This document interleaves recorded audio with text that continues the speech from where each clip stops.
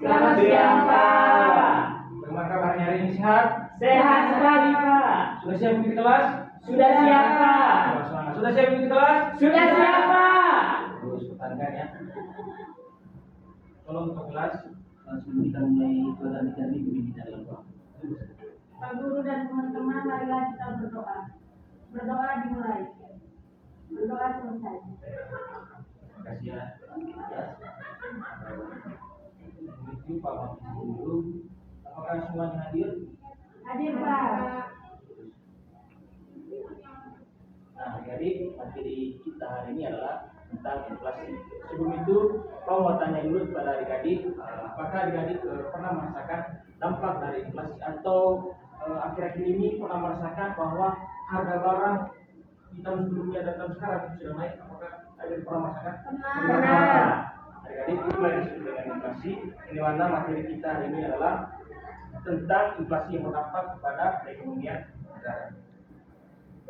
Nah, sebelum masuk ke dalam materinya, tujuan pembelajaran kita hari ini adalah pertama adalah setiap peserta didik diharapkan dapat mampu menjelaskan dan memahami pengertian inflasi. Yang kedua, siswa diharapkan mampu mengidentifikasi jenis-jenis inflasi dan penyebab timbulnya inflasi. Yang ketiga, siswa diharapkan menganalisis dampak dan strategi dalam mengatasi inflasi. Nah, setelah kita mengetahui tujuan pembelajaran kita hari ini, kita langsung saja. Oke, sebelum itu kita ICD kita dulu karena dikarenakan kelas kita mulai siang dan kalian sangat lesu, kita ICD kita dulu. Nah, nanti adik-adik tinggal perhatikan video ICD ini. ICD kita hari ini adalah tebak gambar.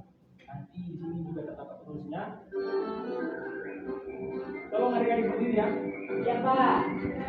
Nah, lulus yang sini fokus dan tidak mulai tidak fokus, dilarang berkedip. Perhatikan gambar tersebut. Coba lihat cepat, gambar apa ini? Gambar apa ini? Kanguru. Kanguru. Kanguru bebek. Jawabannya adalah panda. Lalunya. Bagus. Ini ribet ini apa baru? Tebak, ini gambar apa? Tahu bebek. Gambarnya adalah bebek.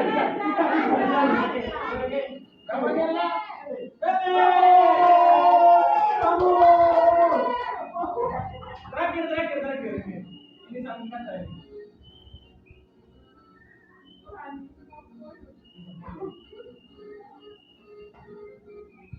Coba adik-adik susun kata-kata ini.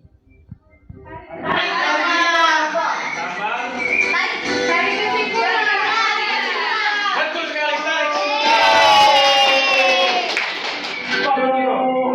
Nah, kita hari ini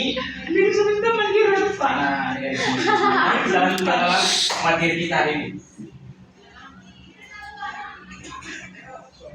Oke, kita langsung masuk ke dalam konsepnya, yaitu apa itu inflasi. Jadi adik-adik, inflasi secara konsep ekonomi adalah kenaikan harga barang atau jasa secara terus-menerus dalam satu periode. Kenapa harga barang dan jasa itu bisa naik? Karena dipengaruhi oleh permintaan yang begitu tinggi atau kebijakan ekonomi yang gagal di dalam suatu perekonomian. Untuk lebih lanjut nanti kenapa bisa terjadi inflasi, nanti kita akan bahas di materi selanjutnya. Apakah di sini sudah paham apa itu inflasi? Sudah.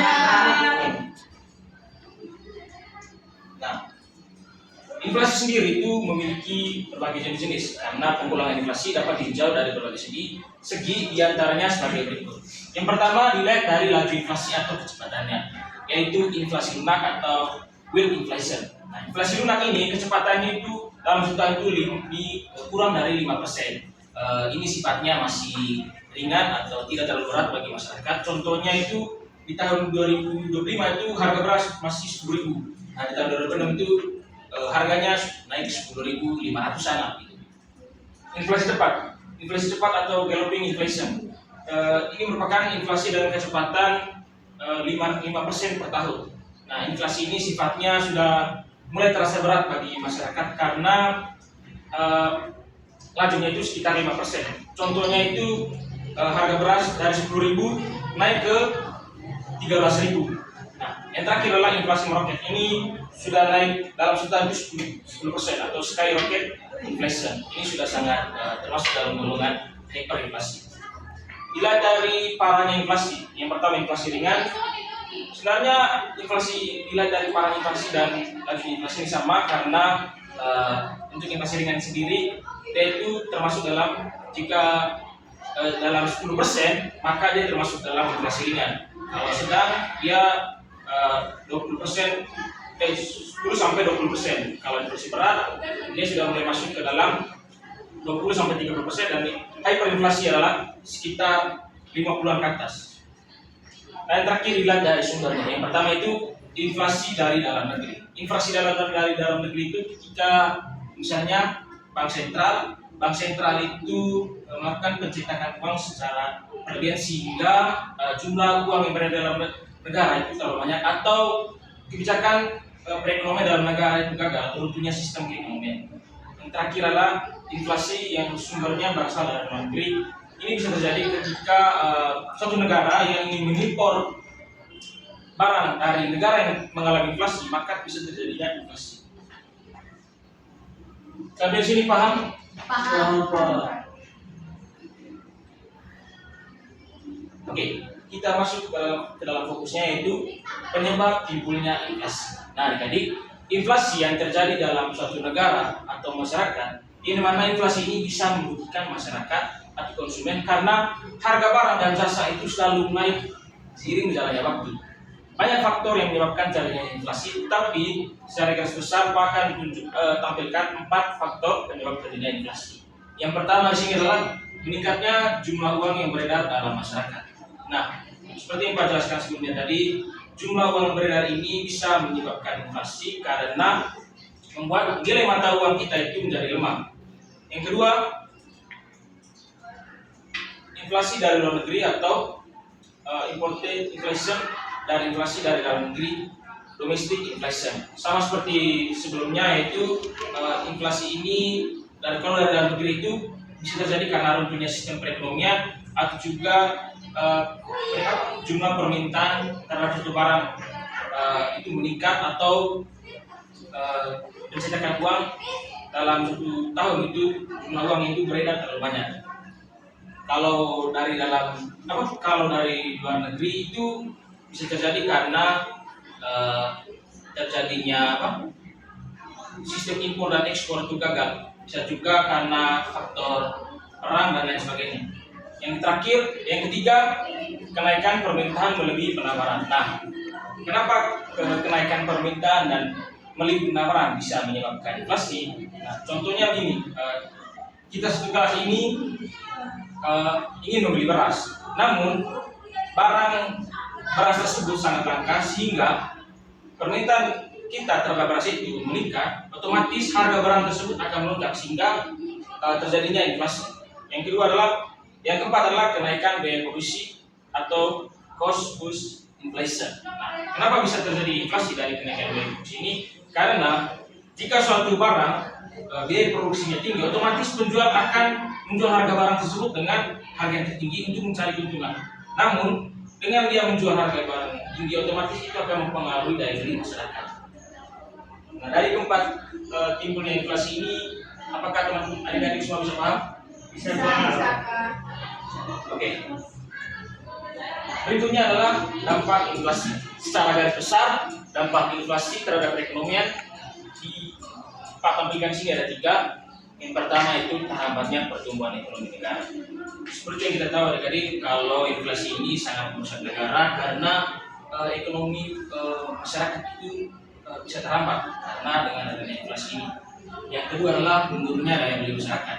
Nah, ketika suatu barang dan jasa itu harganya meningkat atau drastis, otomatis masyarakat akan daya beli masyarakat akan turun karena mereka beranggapan harga barang sudah terlemah, otomatis mereka tidak mampu membeli barang.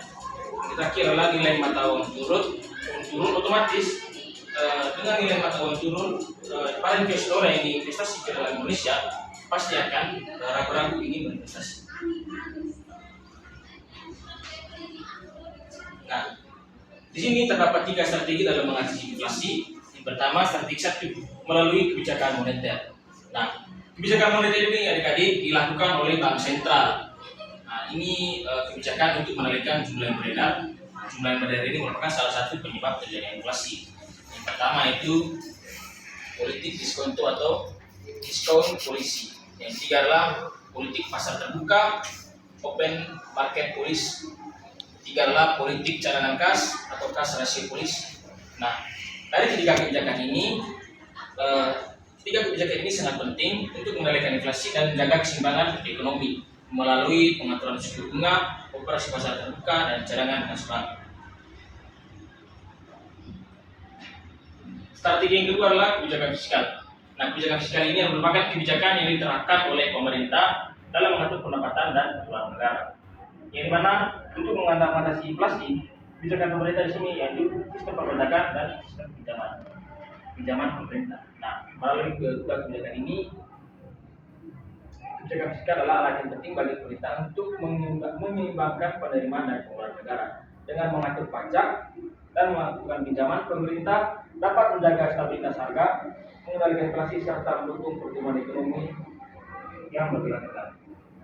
Sampai sini sudah paham? Sudah. Ada pertanyaan? Pak. Strategi yang ketiga, kebijakan non fiskal dan non moneter. Kebijakan ini merupakan kebijakan untuk mengatasi inflasi dengan tidak mempengaruhi jumlah yang beredar maupun pendapatan dan pengeluaran negara.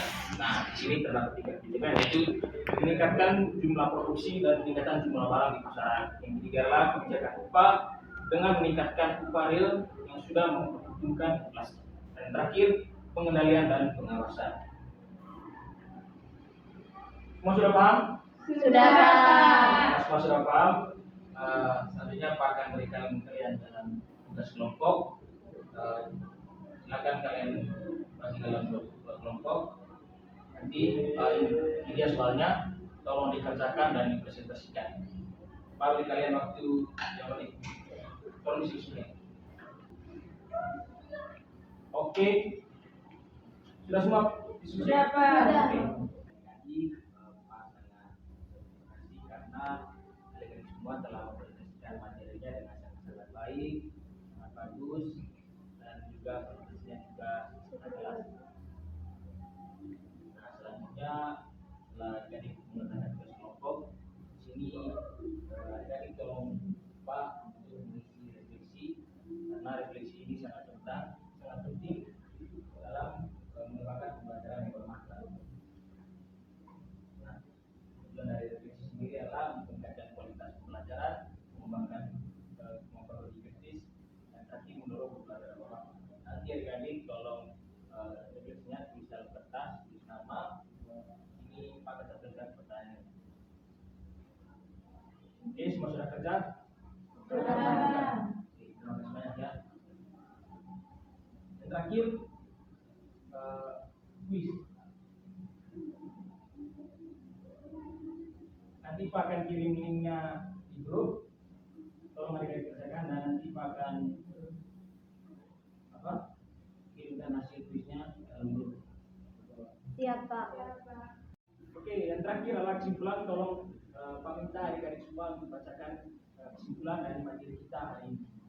Inflasi adalah tekanan ekonomi yang dapat mempengaruhi daya beli dan stabilitas keuangan individu maupun keluarga.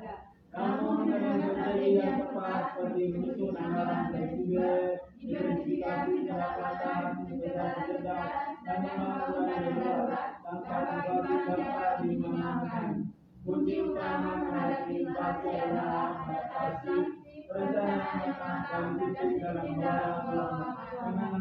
Dengan masalah tersebut dapat menjaga stabilitas finansial dan menjaga masa depan yang lebih aman di tengah dinamika ekonomi. Baik, terima kasih. Kita berikan aplaus untuk kita semua.